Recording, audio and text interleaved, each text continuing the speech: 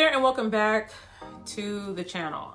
Today we're going to do an ending explained video for Amazon's latest psychological thriller series, Swarm, created by Donald Glover and Janine Neighbors. This dark series is a satirical take on stan culture and explores the dangers or consequences of parasocial relationships and the dangers of idolizing celebrities.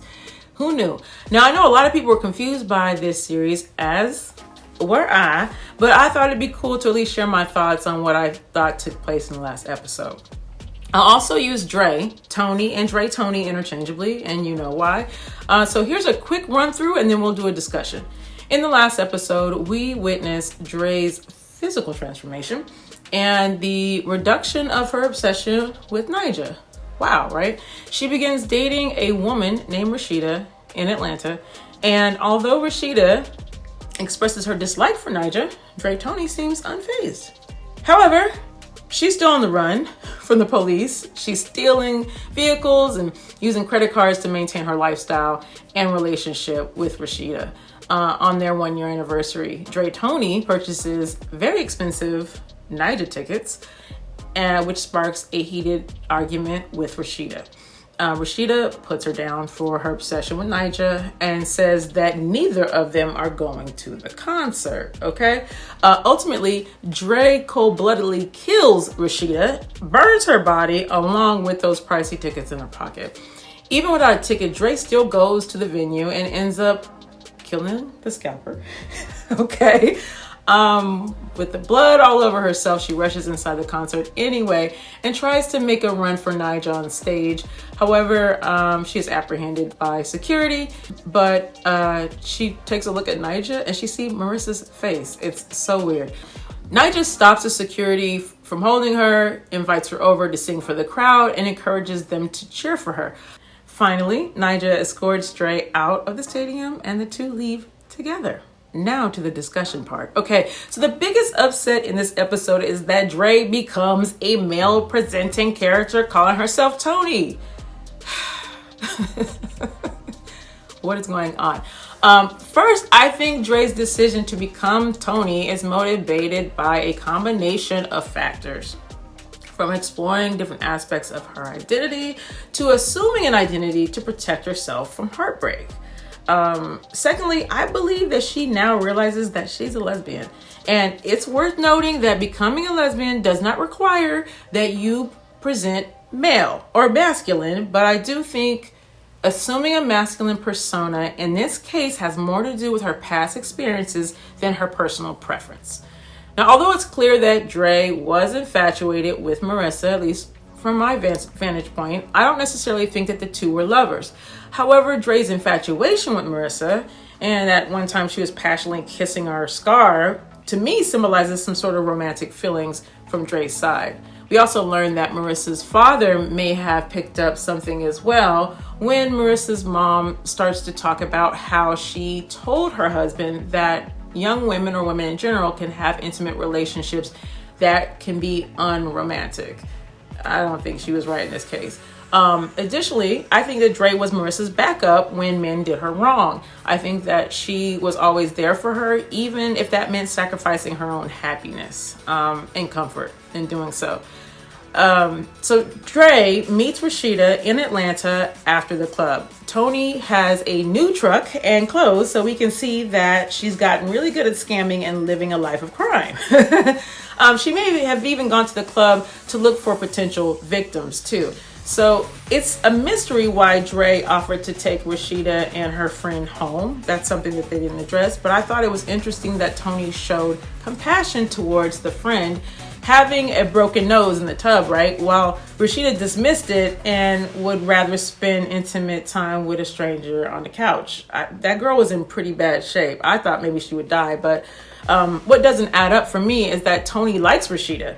And I think it has more to do with survival and being on the run, maybe, than more than anything. But my thoughts also are, and I think that she's drawn to narcissistic women.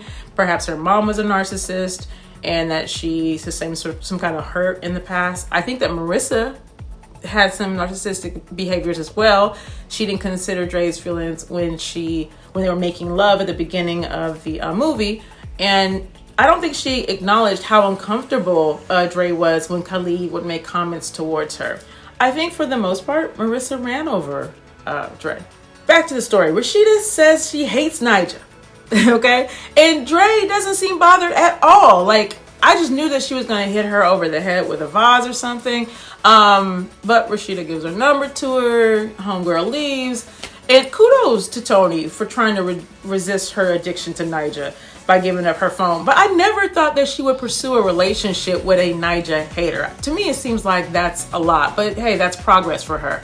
I did feel like the writers were changing the rules to make the story more interesting, but I don't think it worked. I think it was confusing to all of us. But back to the scene. So Dre obviously has been studying for the player's handbook. She don't stay with Rashida, and you can tell Rashida wants to do something. But, you know,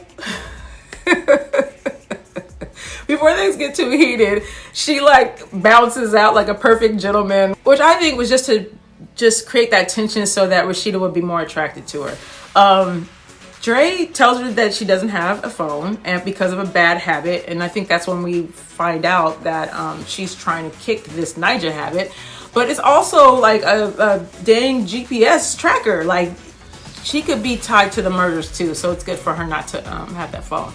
Now we see that Dre Tony lives in a truck. She's brushing her teeth before bed. And I don't know about you, but I don't think the homeless people brush their teeth before bed. So it's clear that while she's living in a truck, she's still trying to be presentable so that she can attract new targets. And another scene in a convenience store, I think this is a turning point when Dre notices NiJah's music video on the screen. She stops to watch along with a few other people, but I think at that moment, like an addict, she's like, you know, has this surge of dopamine thinking about NiJah, and she's probably thinking that I can't live without this woman. And I think that's when she kind of goes back into the swarm. Tony returns back to her car, sees the police officers near her vehicle, and becomes afraid of being caught, obviously. And to avoid being spotted, she slips right into a nearby cafe where she runs right into Rashida, who's like, why didn't you call me? But she says that she's moving in the area, and Rashida gets all excited, and you can totally tell that Rashida is a gold digger because it's a nice neighborhood. But it's worth noting that Marissa was also commenting on Khalid having nice things too early on. So that sends a signal to Dre that you gotta have nice things to have these females. So I think that's why Dre turned it up and had 3 cars during that first month, because she was trying to lock it in with Rashida. And even later when we see her at Rashida's parents' house, she starts bragging about how Dre's always working. And I think that just goes to show that that's something that she valued. One thing I did want to talk about is when Rashida invited Dre back to her house so they can have some intimate time. They start to make out and everything. And then Dre Tony discovers that she's on her period. And I'm thinking, why is this moment so jarring for Dre? And why did the writers do this? I think on one hand, it could represent a reminder for Dre Tony that she is a woman. And in contrast to who she's trying to present as, no, we don't have enough information to actually say that, but that she wants to protect herself. Though Tony's gender isn't discussed, I do think there's some tension between a desire for her to be free and just express herself without, like, you know, societal norms being cast on her. But she might have even had a problem with being assigned a female at birth. Who knows? In addition, like, she calls herself Dre, not Drea. So that could be a thing too. Although Rashida knows that Tony is a girl, Dre Tony may be going through some sort of psychological break or transformation, who knows, to become the person that she wants to be, because being Andrea Green is going to get her landed in prison. The fact that she needs to ask for a sanitary napkin also serves as a reminder of her female anatomy. And, you know, she may be trying to ignore or suppress anything that reminds her of who she really is.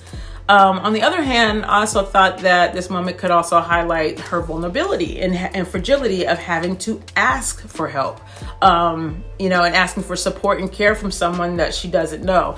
And, you know, Rashida was very blasé about it.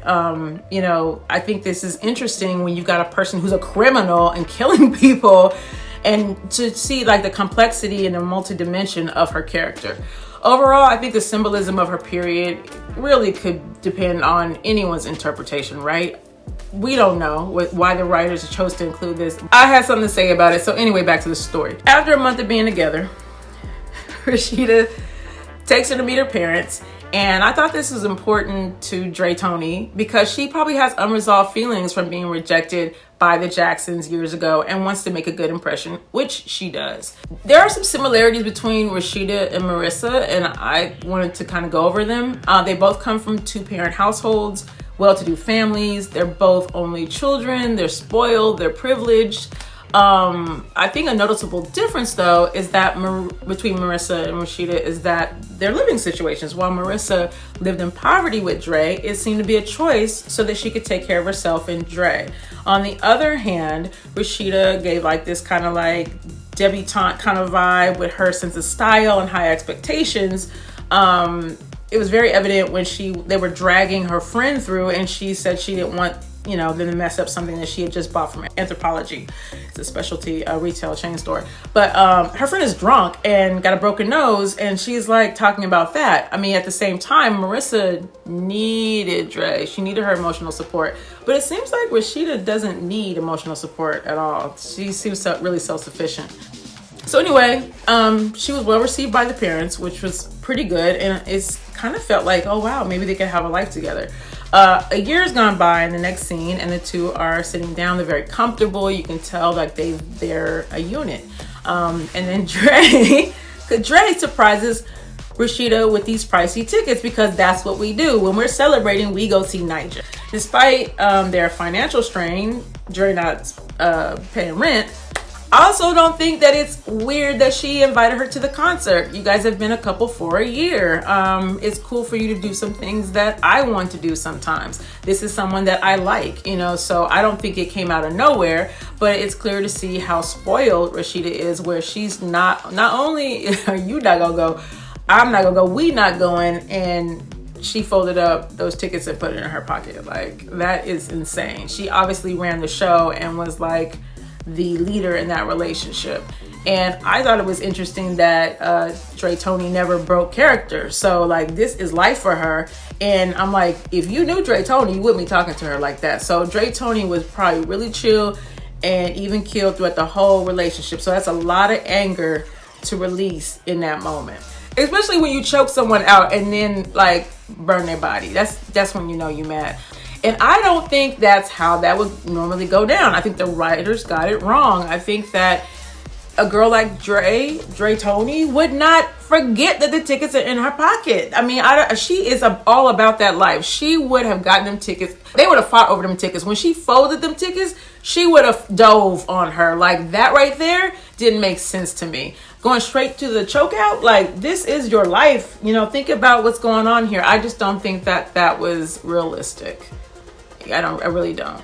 So ultimately, Rashida was murdered for two reasons. I think saying that she hated NiJah, making fun of her, NiJah, was one reason. But I think when she said, we're not going to that concert tonight, I think that's when it was enough. Like, the fact that she goes, no, you're not going, I'm gonna go.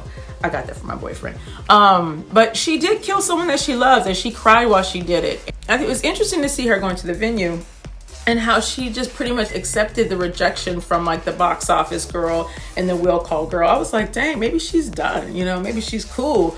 But that was not the case, because she killed that scalper, like, savagely. That was a mess, and she was completely unhinged. Like, she had blood all over her, and I'm thinking like, girl, I know you got little speckles and stuff because I see it on the movies, but she was a savage.